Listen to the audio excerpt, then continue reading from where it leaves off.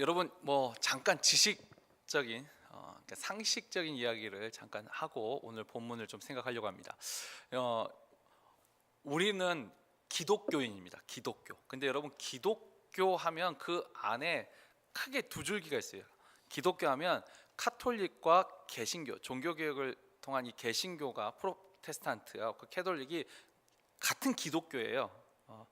자, 그리고 일단 캐톨릭은 빼고 이 개신교 안에서도 각각의 이제 그 신학이 있습니다. 그 신학에 따라서 개혁주의라는 그 이름이 있고 복음주의라는 또 이름이 있고 오순절 성령주의가 또 있고 이 여러 가지 또 강조하는 것에 따라서 좀 이렇게 다른 이 교단이 있습니다. 그리고 이 그 주의가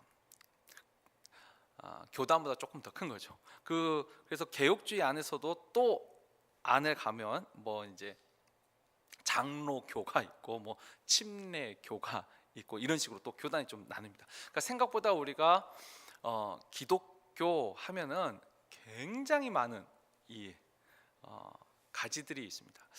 일단 그 중에 적어도 우리 교회가 속하고 또 제가 속한 이 부분은 좀 아셔야 될 것 같아요. 우리 교회는 정확하게 말하면 개혁주의 신앙을 따릅니다. 개혁주의. 우리가 복음주의라는 말과 개혁주의라는 말을 좀 많이 혼동하면서 쓰는데 오늘날에는 개혁주의나 복음주의나 진짜 많이 섞여 있어요. 그런데 엄밀히 말하면 신학적으로는 좀 차이가 있습니다. 개혁주의의 특징은 하나님의 절대 주권을 강조하고 오직 믿음, 오직 말씀, 오직 성경을 주장한 게 개혁주의고 복음주의는 똑같습니다. 거의 같은데 근데 이 복음주의는 말 그대로 복음이 좀 더 강조됩니다. 그래서 하나님의 사랑을 더 강조합니다.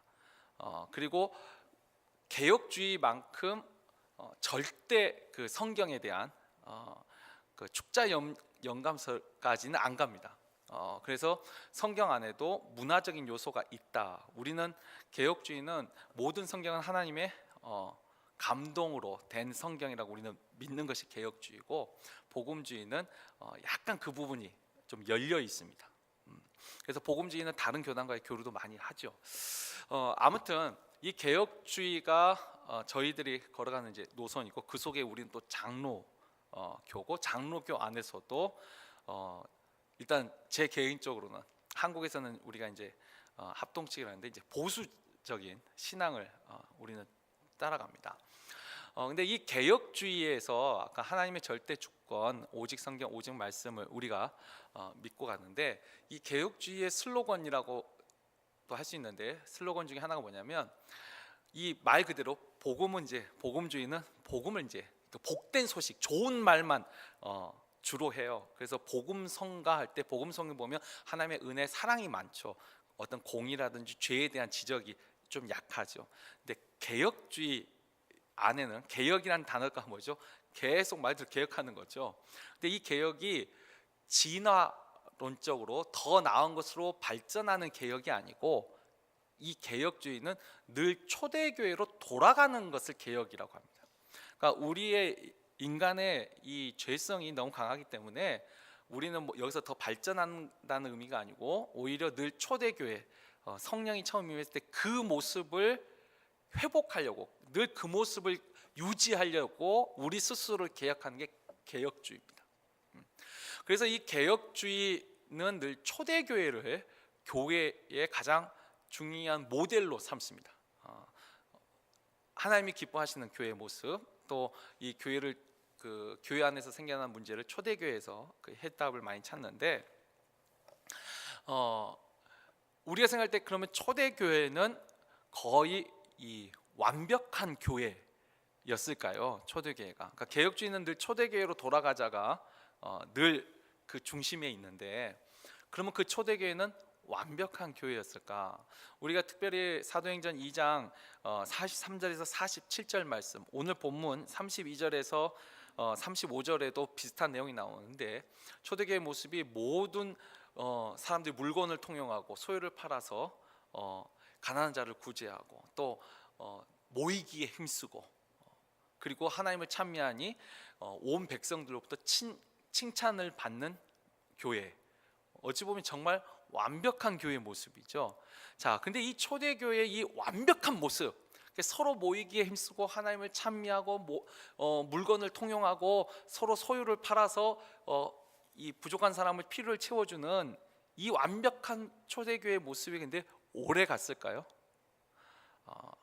아니요, 생각보다 오래 가지 않았습니다. 이 오순절날 성령이 강림하고 베드로의 설교로 3,000명이 세례를 받고 갑자기 예루살렘 교회가 진짜 대형 교회로 커졌어요. 이 한동안은 정말 완벽한 교회의 모습을 보여줍니다. 그러나 이 초대교회에 이제 곧 문제가 발생하기 시작합니다. 그리고 실제로 성경에 보면 이 사도행전뿐만 아니라 고린도전후서, 갈라디아서 그 모든 이 신약 성경에 보면 교회에 쓰는 편지, 바울 서신들인데 교회 안에서 있었던 완벽한 일보단 문제를 기록한 것이 거의 80%는 거의 90% 가까이라고 해도 과언이 아닐 정도로 오히려 문제에 대한 기록이 많습니다.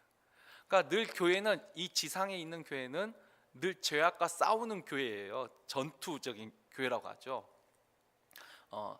하나님의 교회는 늘 이와 같은 문제와 싸우면서 늘 자신을 개혁하고 그 처음 하나님이 원하시는 그 모습으로 돌아가려고 하는, 그 모습을 유지하려고 하는, 이것이 어쩌면 우리가 이 땅에서 살아가는 교회의 모습이라 할 수 있습니다. 그래서 오늘부터 우리가 4주 동안 이 초대교회에 있었던 문제를 통해서 오늘날 이 초대교회에서 일어난 문제가 오늘날 우리에게도 똑같이 일어난다는 거죠. 그러니까 이 문제를 우리는 똑같이 하나님의 말씀으로, 하나님의 절대적인 주권을 의지하면서 그 문제와 싸워 이기고 개혁하면서 다시 그 초대교회의 처음 모습을 유지하려고 하는 거, 이게 결국은 우리의 신앙생활이라 할 수 있습니다. 그래서 이 초대교회의 문제를 살펴보는 것이 곧 우리의 신앙생활을 돌아보고 또 우리의 신앙생활의 모델, 또 기준, 또 그 속에서 우리가 어떻게 해야 되는가, 그 나아갈 방향을 우리가 발견하는데 도움이 되리라 생각을 합니다. 오늘 이제 첫 번째 이 예루살렘 초대교회를 할 때 이 예루살렘 교회에서 일어난 첫 번째 문제는 바로 이제 물질에서부터 시작이 됩니다. 우리가 이 세상을 살아갈 때, 그러니까 성경에서도 하나님과 비교될 만한 대상으로 늘 등장하는 게 뭐냐면 재물입니다. 돈이 있고 바알신이고 만몬신이라고 할 수 있는 이 물질의 문제가 늘 하나님과 대적합니다. 그러니까 교회 안에서도 이 물질의 문제가 늘 하나님에 대한 믿음과 대적하면서 등장하는데, 이 물질에 대한 문제도 또 크게 두 가지로 나눠집니다. 오늘 우리는 그 중에 이제 첫 번째, 물질을 드리는 데서도 문제가 발생하는데, 이게 이제 헌금입니다. 우리 표현하면 헌금에서 문제가 발생하고, 이제 다음 주 우리가 볼 건 그 물질을 사용하는 거. 물질을 드리는 데서도 문제가 발생하고 물질을 사용하는 데서도 문제가 발생하는데, 오늘은 이제 그 첫 번째, 이 물질을 드리는 헌금에 있어서 어떤 문제가 발생했는지 우리가 한번 살펴보고, 또 오늘날 우리의 모습도 한번 돌이켜 보죠. 먼저 이 초대교회에 있어서 헌금의 거의 완벽한 모습을, 우리가 늘 모델로 삼아야 할 때 완벽한 모습을 오늘 우리가 읽었던 4장 32절에서 35절에서 발견할 수가 있는데, 일단 32절을 보면 믿는 무리가 한 마음과 한 뜻이 되어, 일단 가장 중요한 한 마음과 한 뜻이 되는 거예요. 그 안에 의심이 없어요. 일단 오해가 없어야 됩니다. 의심과 오해가 없이 한 마음과 한 뜻이 있을 때는 당연히 어떤 일이 생기죠? 모든 물건을 서로 통용하고 자기 재물을 조금이라도 자기 것이라 하는 이가 하나도 없더라. 이게 그냥 엄밀히 말하면 완벽한 공산주의예요. 우리가 이 공산주의란 말을 워낙 좀 부정적으로 인식이 되어 있는데, 원래 공산, 모든 물건을 같이 통용하는 의미 자체는 좋은 거예요. 근데 인간의 죄성 때문에 이 땅에서 완벽한 공산주의가 이루어질 수가 없어요. 오히려 완벽한 공산주의는 이 초대교회 때 하나님의 영의 성령에 충만할 때만 이게 가능한 일이죠. 이게 재밌는 것은 그 공산주의 를 주창한 마르크스도 유대인입니다. 마르크스도 유대인. 그러니까 하나님을 통하여서 이걸 배운 거죠. 이런 완벽한 이상적인 모습이 있다는 거. 근데 아무튼 초대교회에서 이게 이루어졌어요. 다 한마음과 한뜻이 됐어요. 의심이 없고 오해가 없고, 그러니까 이거 네 거 내 거 따질 거 없이 필요한 사람이 갖다 쓰고, 또 자기 재물을 주장하지 않고, 또 거기에 이제 사도들이 큰 권능으로 주 예수의 부활을 증언하니 무리가 큰 은혜를 받아. 또 실제로 여기 왜 부활을, 십자가보다는 이때는 부활이 더 큰 능력의 말씀이었어요. 왜냐하면 초대교회 때는 주님이 곧 오신다는 생각이 있었습니다. 이제 곧 오실 거니까 지금 우리가 가지고 있는 재물이나 이런 것이 이 임박한 종말론이라고 하는데, 그 속에서 이게 좀 가능했던 것 같아요. 하여튼 부활의 복음을 듣고 큰 은혜를 받고 서로 물건을 통용했어요. 그래서 34절을 보면 그 중에 가난한 사람이 없으니 이는 밭과 집 있는 자는 팔아 그 판 것의 값을 가져다가, 또 35절을 보면 또 헌금에 아주 중요한 원리가 있는데, 사도들의 발 앞에 두매 그들이 각 사람의 필요를 따라 나누어 주더라. 나누어 줬다. 그러니까 헌금을 드렸는데 그 헌금 재물을 사용할 때도 사용을 누구에게 맡겼냐면 사도들에게 맡겼습니다. 왜 그렇게 됐죠? 우리가 마태복음 6장 3절에도 나오지만 우리가 구제할 때 오른손이 한 일을 왼손이 모르게 하라. 이게 뭐죠? 자기를 드러내지 말라는 말씀이죠. 그러니까 주님이 우리에게 가르칠 때 하나님께 드리는 헌금은 자기를 드러내지 않고 하나님께 드리고, 또 그것을 사용하는 것이 하나님께 드리는 물질의 가장 중요한 원칙이라고 할 수 있습니다. 초대교회는 이 두 가지가 한 마음과 한 뜻이 있었고, 의심과 오해가 없었고, 또 사도들을 통하여서 그 물질을 사용하도록 헌금을 했습니다. 자, 그리고 이제 그 밑에 오늘 36절에 보면은 이 구브로에서 난 레이족 사람이 있으니 이름은 요셉이라 사도들이 이끌어 바나바라 하니 그가 밭이 있음에 팔아 그 값을 가지고 사도들의 발 앞에 둡니다. 사실 성경 전체에서 헌금한 사람의 실제 이름이 기록된 경우는 유일한 것 같아요. 대부분은 뭐 가난한 가부가 두 렙돈, 그러니까 이름을 밝히지 않고 그 헌금 한 것에 대해서 성경은 기록하고 있지 않는데, 이 바나바만 유독하게 이름을 기록합니다. 근데 아마 이제 우리가 추측할 때 이건 진짜 특별한 경우인데, 사도행전 11장 24절을 보면 이 바나바가 이 초대교회에 있어서 굉장히 좀 중요했던 사람 같아요. 특히 11장 24절 보면 바나바는 착한 사람이요 성령과 믿음이 충만한 사람이라 이에 큰 무리가 죽게 더하여지더라. 그러니까 이 바나바가 어떤 사람이란 것을 좀 알려주기 위해서 그가 자신의 이 밭을 팔아서, 그러니까 재산을 팔아서 가난한 사람을 나눠준 그 이야기를 좀 특별하게 적은 것 같아요. 근데 이 특별한 경우를 빼고는 자신을 드러내지 않았어요. 자신의 명예나 자신의 유익을 구하지 않고 하나님을 영광을 온전히 구한 헌금 생활, 그것이 초대교회의 이상적인 헌금 생활이었습니다. 자, 그런데 이와 같은 초대교회의 헌금 생활은 이제 문제가 발생을 합니다. 이 첫 번째 문제가 발생한 게 우리가 너무나도 잘 알고 있는 아나니아와 삽비라 부부 이야기가 나오죠.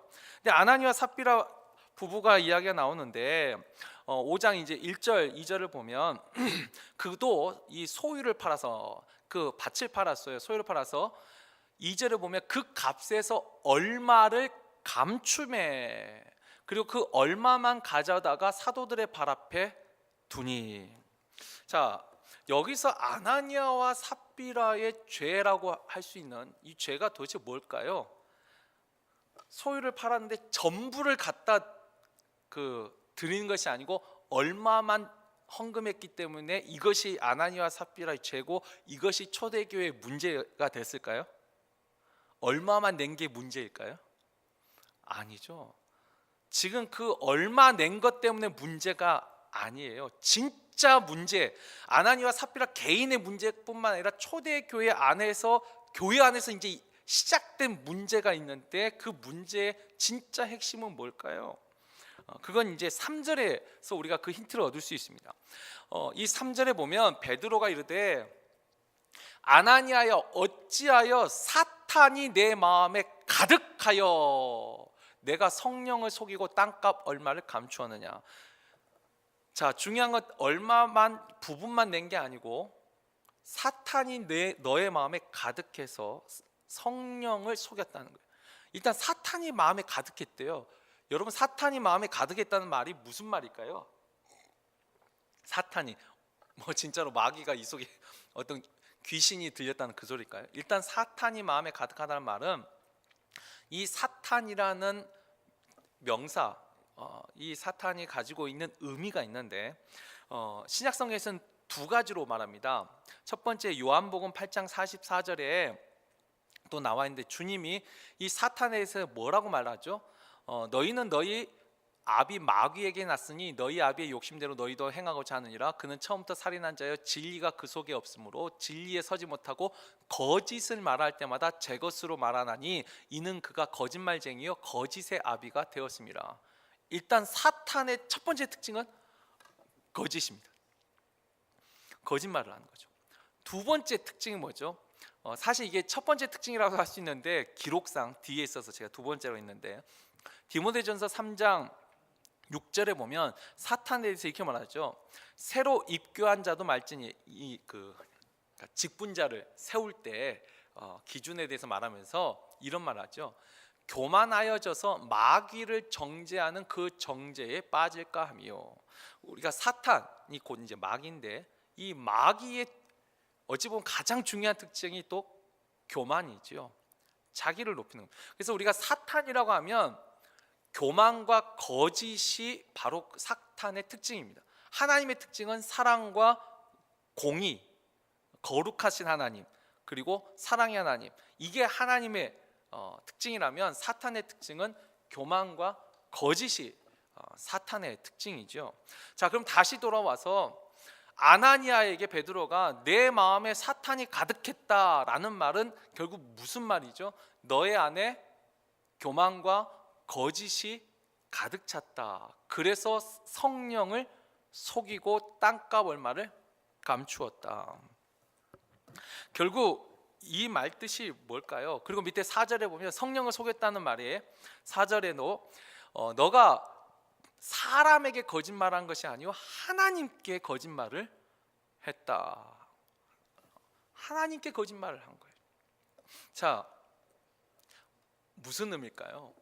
아나니아가 지금 헌금을 하는데 그 헌금할 때 그의 마음이 어떤 마음이었냐면 일단은 자기도 그 헌금한 것을 통해 사람들로부터 인정을 받고 싶었습니다. 근데 인정을 받고 싶은 마음, 자기가 인정받고 싶어하는 마음이 한쪽에 있고, 그런데 인정을 받을 때 다 내가 전 재산을 바쳤다, 내가 이 땅값 한 것을 다 바쳤다, 이게 더 큰 존경을 받겠죠. 얼마만큼 드렸다, 여기에 거짓이 있는 거죠.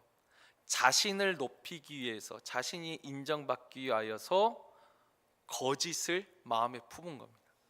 근데 이것을 뭐죠? 하나님을 속였다라고 지금 베드로가 말한 것입니다.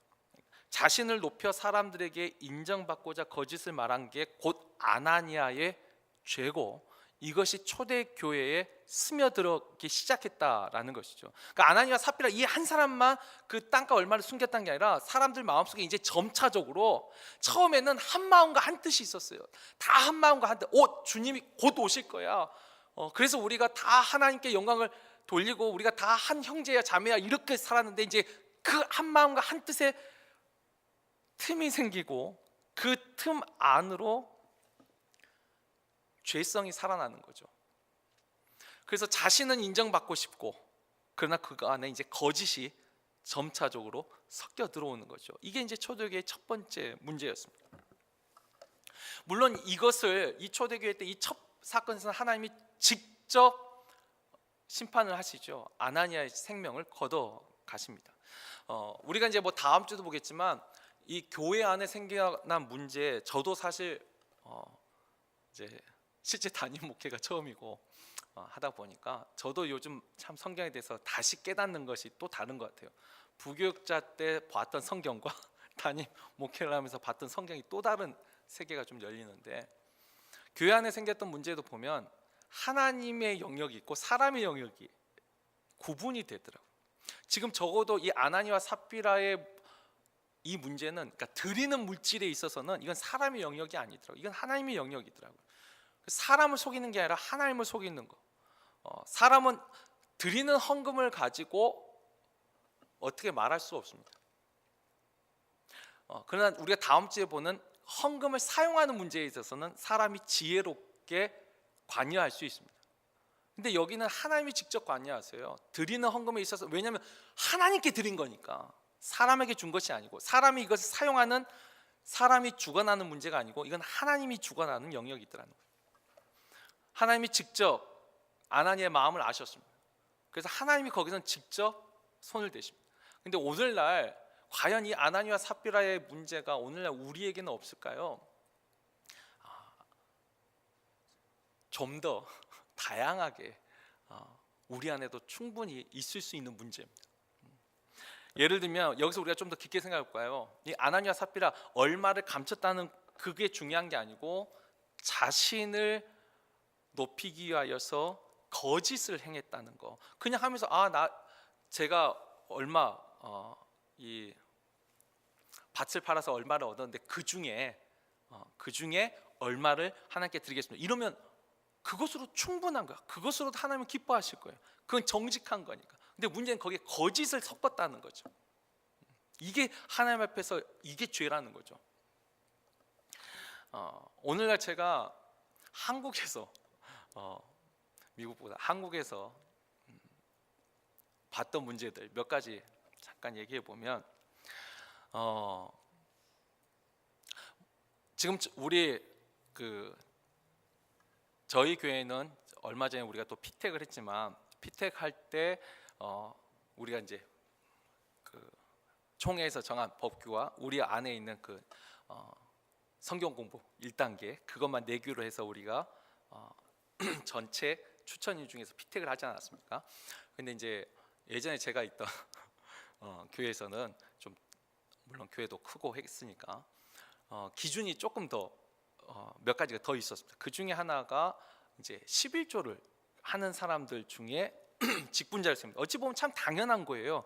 하나님 앞에 11조 헌금 생활을 하지 않는 사람을 직분자로 세운다는 거 어찌 보면 당연한데, 근데 요즘은 또 그것 가지고도 하도 말이 많아가지고 이제는 그 기준을 이제 뺀 걸로 알고 있어요. 근데 아무튼 제가 있을 때는 그런 기준이 있었어요. 그러다 보니까 어떤 분들이 계시냐면 11조를 하세요. 그런데 명목상 11조를 하시는 분들이 계셨어요. 이 명목상 11조라는 게 뭐냐면, 헌금할 때 11조라고 헌금을 해요. 근데 실제로 우리가 기본적으로 알아도 정당한 11조는 아닌 거죠. 그러니까 명목상에 다양한 이유가 있겠죠. 어떤 분은 물론 전체 소득의 11조를 드린 분, 어떤 분은 이렇게 실제 뭐 소득, 또 어떤 분은 뭐 자녀 양육비 뭐 이런 거 다 빼고 자기 용돈의 11조, 뭐 그 기준은 여러 가지가 있을 수 있어요. 기준은 여러 가지가 있을 수 있는데, 일단 명목상의 11조를 하시는 분들이 아니 실제로 계시더라고요. 인정을 받기 위해서 하는 경우가 있더라는 거죠. 우리가 말라기 3장 10절을 보면 하나님이 말씀하실 때 온전한 11조를 나의 전에 온전한 11조를 드려보라. 그랬을 때 내가 너희 창고에 쌓을 곳이 없도록 붙지 아니하나 시험해보라. 하나님이 스스로를 시험해보라고 표현하신 말씀은 딱 요 한 구절이 있습니다. 온전한 11조를 드리면서. 근데 저는 여기서 그렇다고 뭐 전체 소득의 11조가 그게 옳습니다, 아니면 이제 그 실제 수입, 그러니까 뭐 렌트비도 빼고 어떤 거 다 비용 빼고 그 다음에 뭐 어떤 생활비의 11조, 무엇이 더 좋다 나쁘다 지금 그걸 말씀드린 게 아니에요. 오해하지 마십시오. 하나님이 주신 믿음이 있습니다. 믿음대로. 예를 들면 저도 실제로 가르칠 때 그랬어요. 남편은 믿지 않아요. 남편은 믿지 않는데 남편 수입의 전체 11조를 내기는 어렵습니다. 왜냐하면 남편이 다 아니까. 그러나 적어도 남편이 나에게 준 생활비의 11조는 내 믿음으로 드릴 수 있어요. 남편이 믿지 않는데 몰래 11조 내는 것보다 내가 나에게 주어진 거에서 정직하게 11조를 내는 거 하나님 저는 기뻐한다고 저는 그렇게 가르쳤습니다.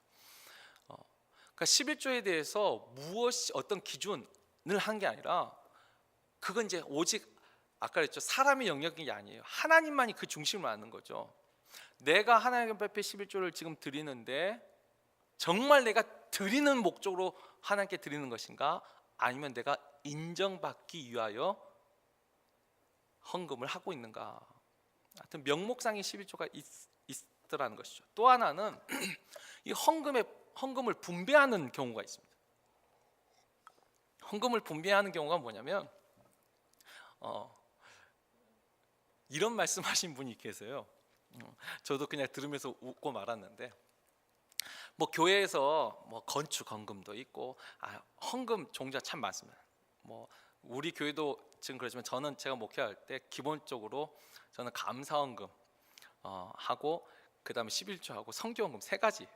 사실 주정 헌금이라는 저는 표현도 제 개인적으로는 하나님 앞에 늘 감사하는 마음 그리고 모든 예배 때 하나님 앞에 헌금을 드리는 거 이게 이제 기본적으로 있는 마음이고 뭐 명목을 많이 만들고 싶은 생각이 없어요. 뭐 작정 헌금 아주 특별할 때 특별 헌금 할 수 있겠죠. 근데 한국에 보면 뭐 정말 많아요. 뭐 일천번제 헌금, 뭐 사랑의 실천 헌금, 또 무슨 건축 헌금, 장학 헌금, 뭐 구제 헌금 정말 많아요. 근데 그 헌금 종류 그렇게 많은데 어떤 분이 하냐면 교회에서 아무리 헌금 종류를 많이 만들어도 결국 내는 헌금은 똑같다는 거죠. 그러니까 내가 내려는 헌금의 양은 정해져 있는데 건축 헌금은 그 중에 이거 얼마, 이거 얼마, 그러니까 쪼개서 낼 뿐이지 액수는 똑같아요. 근데 이 속에도 이거 한번 잘 생각해보면 이게 뭐냐면 아니 내가 하나님 앞에 11조를 내면 말도 11조로 끝나는 거죠. 근데 그 11조에서 건축 헌금 얼마 떼주고 여기 성경 얼마 떼주고 내가 분배하는 거예요. 아까 그랬죠. 아니 얼마씩 하는 것도 괜찮습니다. No problem. 근데 문제는 내가 나는 그래도 헌금에 다 동참한다는 인정을 받기 위해서 그러면 이쪽 11조는 분명히 11조는 아닌 거죠. 11조라는 이름은 빠야죠. 헌금을 분배했다면. 그런데 오늘날 참 많은 분들이 헌금을 분배하는 경우가 생각보다 많습니다. 생각보다 안 하면 되는 거죠. 근데 안 하면 또 이 사람이 눈이 무서우니까 동참은 해야 되겠고 그런 경우가 간혹 있습니다. 또 하나의 우리가 헌금에 있어서 문제는 뭐냐면 이제 헌금을 개인적으로 사용을 하게 됩니다. 여기서 그러니까 헌금의 사용이 초대교회의 가장 이상적인 것은 사도들의 발 앞에 놓습니다. 그러니까 교회의 이름으로 헌금을 사용합니다. 저도 뭐 목회자이기 때문에 한국에서도 이분한테 받아서 이분한테 전달하는 역할을 그래도 여러 번 한 적이 있는데 참 그게 좋은 것 같아요. 주시는 분도 누구에게 주는지 모르고 받는 분도 누구에게 받는지 모르고 그러나 서로 도움은 주고가는 거.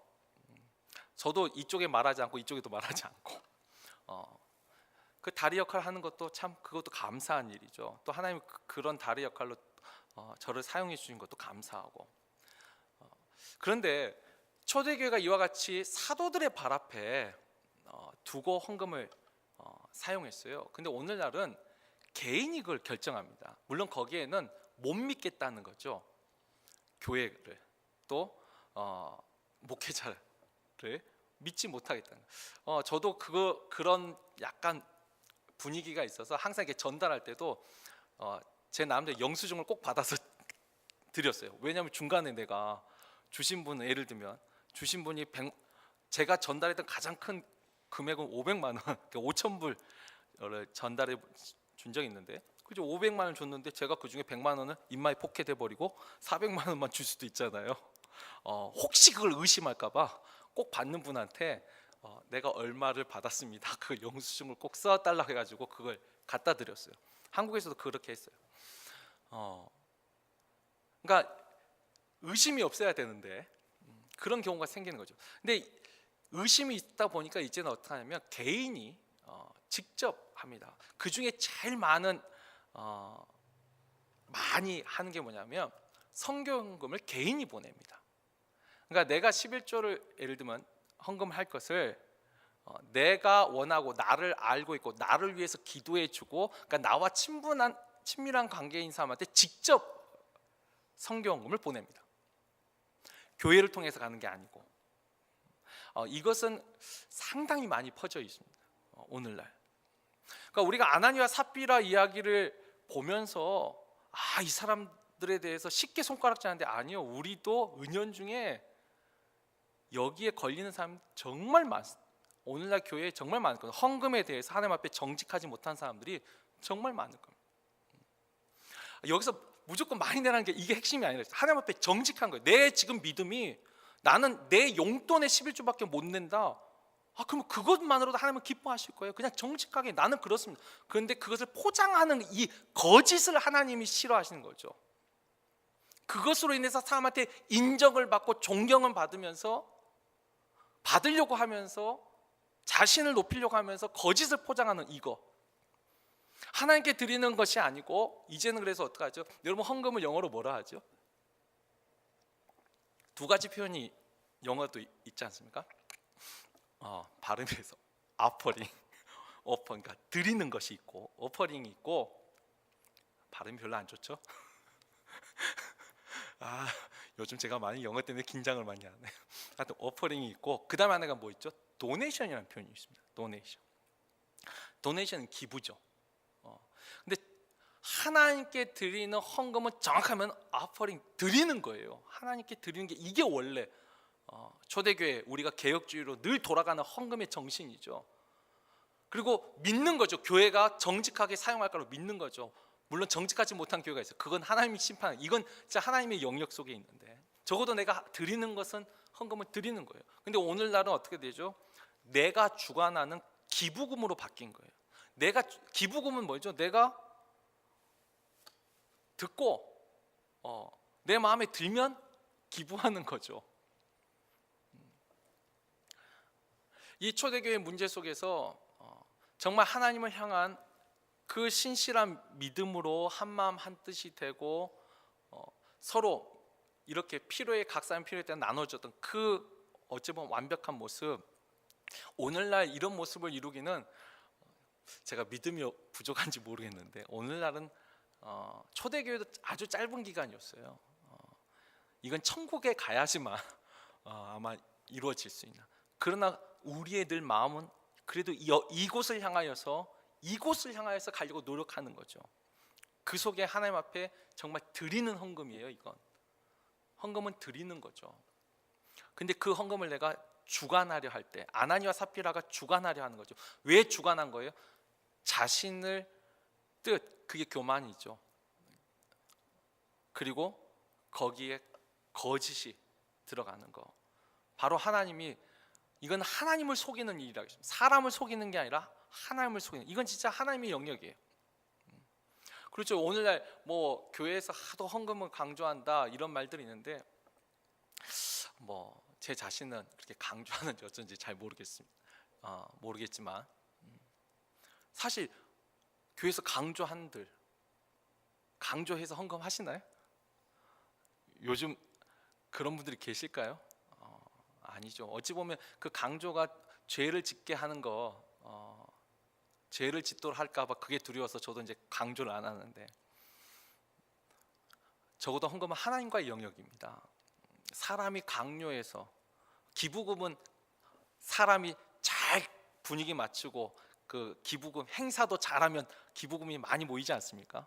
그건 기부금이죠. 그러나 진짜 믿음을 가지고 하나님 앞에 물질을 드린다면, 이게 드리는 헌금이라면, 하나님을 생각하면 내가 주관하는 것은 아니죠. 하나님 앞에 내가 정직하게 하나님 은혜에 감사함으로 드리는 거죠.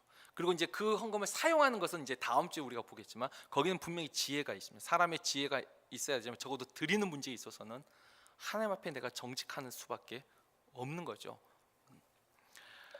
말씀을 맺겠습니다. 오늘 초대교회의 첫 번째 이 문제가 바로 물질 문제에서 시작됐다는 거, 그리고 그 물질 문제도 드리는 헌금에서부터 시작됐다는 게 오늘날 우리에게도 많은 교훈을 줍니다. 시사하는 바가 큽니다. 왜냐하면 오늘날 정말 많은 교회에 이와 같은 문제들이 실제로 존재하거든요.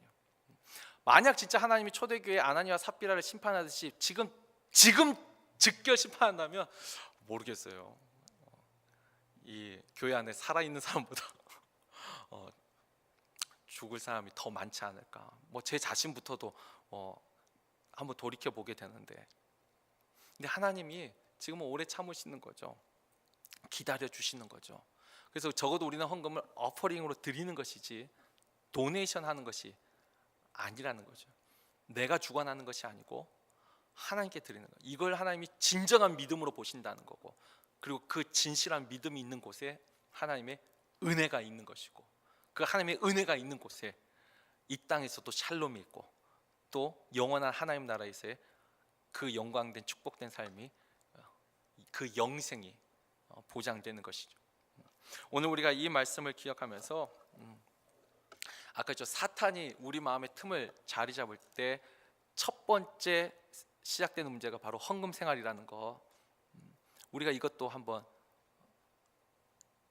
가슴에 잘 새겨두고, 내가 정말 하나님 앞에 바로 서 있는가, 아니면 지금 내가 시험에 들어 사탄의 유혹에 넘어가 있는가, 우리 스스로 우리의 헌금 생활을 한번 돌이켜보고, 그렇죠, 에베소 교회에 했던 말씀처럼 어디서 떨어졌는지 돌이켜보고 첫사랑을 회복하라는 그 주님의 말씀처럼 다시 우리가 드리는 물질에 있어서도 첫사랑, 처음에 주님 섬기고 은혜 받았을 때 내가 어떻게 했었는가 다시 한번 생각해보고, 우리가 죄와 싸워서 의심과 또 오해, 그것을 불신을 이겨내고 하나님이 기뻐하시는 또한 헌금 생활을 할 수 있는 우리 모두가 되기를 주의 이름으로 축원합니다.